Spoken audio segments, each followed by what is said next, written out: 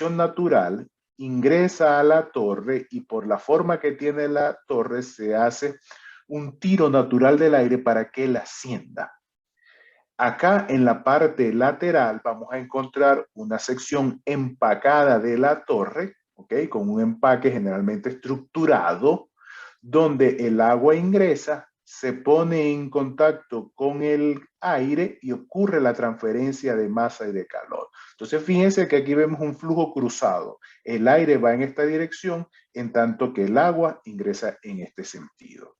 De tal forma que al momento de modelar esta torre, nosotros la podemos modelar en los mismos principios de flujo cruzado que hemos utilizado con respecto de que hemos visto en los temas anteriores, ¿ok? Puede haber ahora también la misma configuración de la torre con un tiro natural, ahora con un flujo en contracorriente. ¿Cómo es el flujo en contracorriente ahora? Bueno, el aire ingresa por la parte inferior, asciende por la columna y el agua se irriga por la parte superior de la columna. Entonces, de esta manera encontraremos una operación de flujo en contracorriente, donde el gas va en un sentido y el agua va en sentido contrario en la operación en contracorriente. Cuando en la torre es necesario utilizar un dispositivo mecánico para impulsar el aire, hablamos de que estamos en presencia de circulación forzada. ¿Okay? Entonces, en esos casos, cuando tenemos una circulación forzada, lo que tenemos es un ventilador, fíjense en la parte superior, que puede estar en la parte superior o en partes laterales para facilitar el flujo de aire a través de la columna. Entonces, encontramos que hablamos de un tiro inducido cuando el ventilador se encuentra en la parte final del equipo. Entonces, decimos que es tiro inducido porque el ventilador como tal lo que hace es una succión del aire.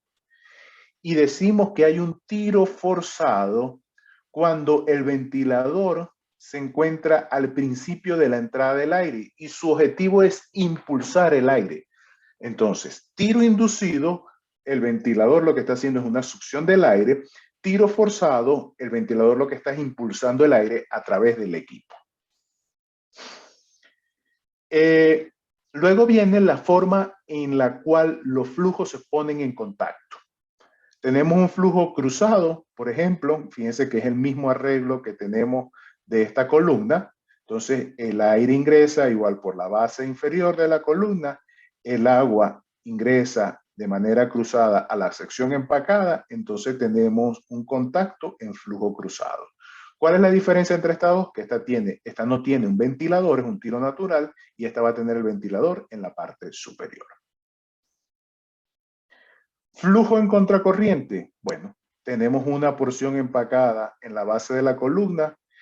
El aire ingresa por la parte inferior de la columna, lo extrae el ventilador que se encuentra en la parte superior y el líquido, el agua, en este caso, ingresa de manera cruzada hacia el empaque. ¿Ok? Este es un arreglo similar a solo que ahora aquí en la parte superior vamos a tener un ventilador. Y podemos tener un flujo en paralelo. Cuando tenemos un flujo en paralelo, lo que va a ocurrir es que los dos fluidos ingresan en la misma dirección.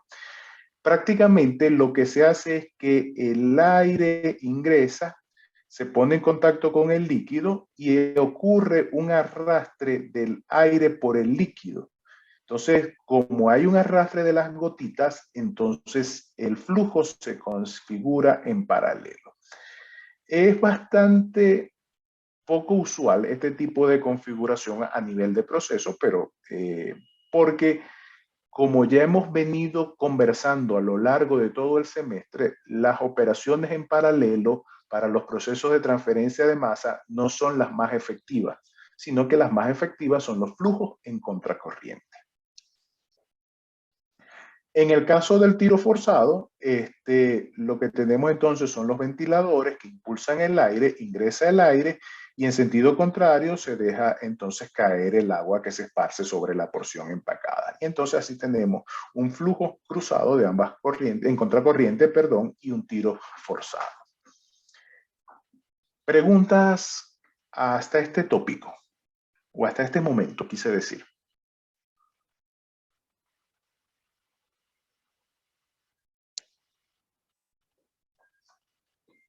No, profe, por ahora no.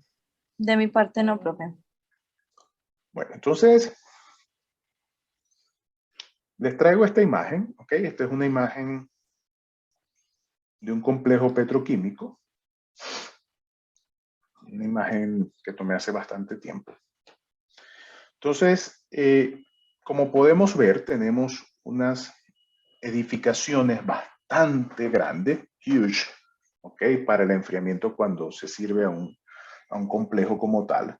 O podemos tener instalaciones muy pequeñas, como por ejemplo las torres de enfriamiento que están en la universidad. ¿Han visto la torre de enfriamiento que está en la universidad por la piscina?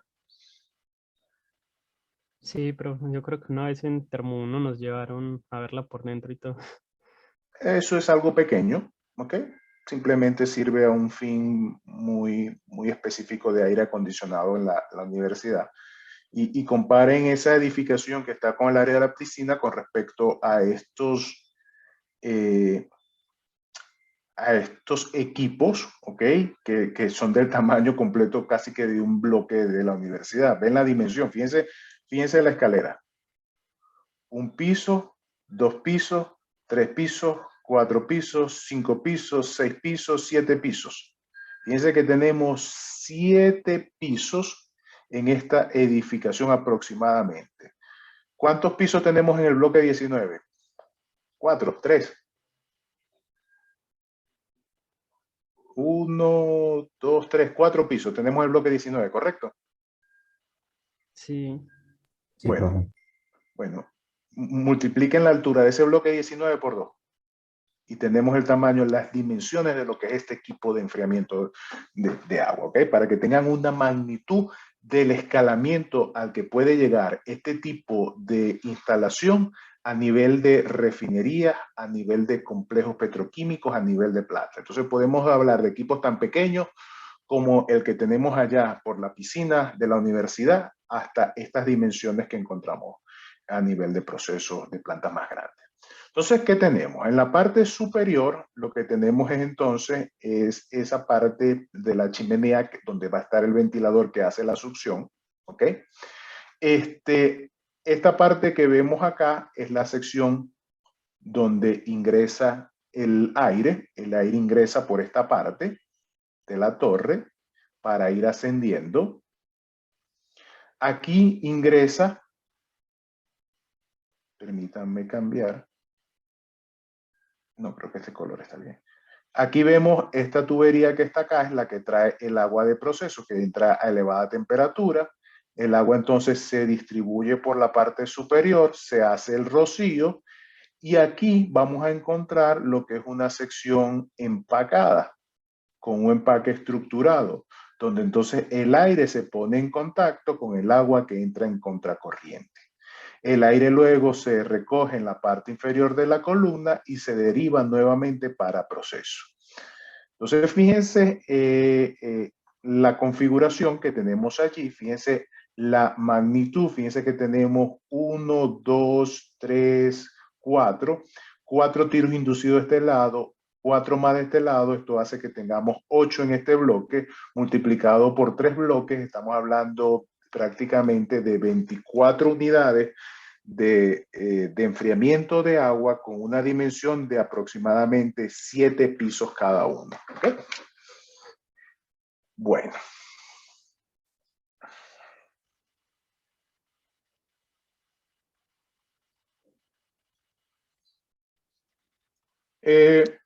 Aquí tenemos una configuración de, por decirlo así, un corte lateral, ¿ok?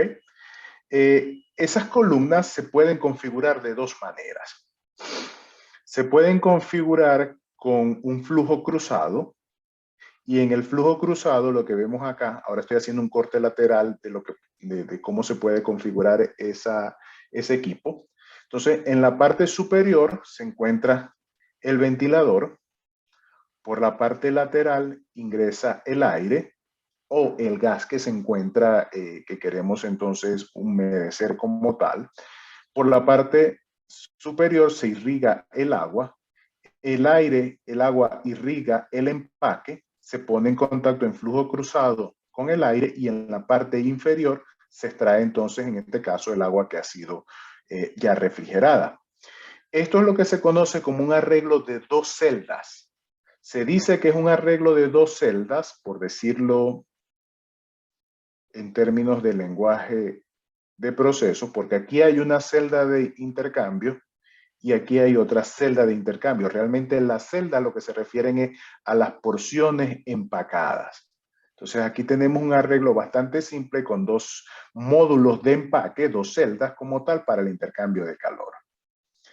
Tenemos arreglos bastante simples, donde solamente tenemos una zona empacada y entonces ahí hablamos de una operación en contracorriente.